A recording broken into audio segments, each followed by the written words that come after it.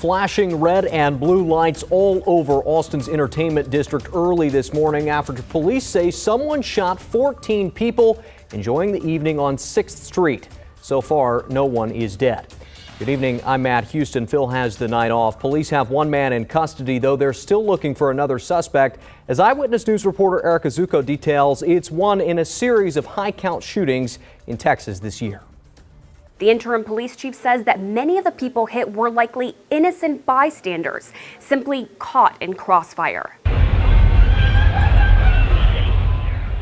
A traumatic scene for crowds in downtown Austin as people try to evade gunfire in what the interim chief called a likely isolated incident. Based on our investigation, it appears that this is some type of a disturbance between two different parties. But far more than those two parties were affected.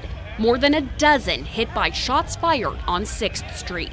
It appears that they do appear to be innocent bystanders, but that's still part of that ongoing investigation that we'll have to figure out. A number of shootings reported this year have also involved bystanders. Others, regardless of motive, still claiming high victim counts. So far this year, more than 20 shootings in Texas involved 4 or more people shot.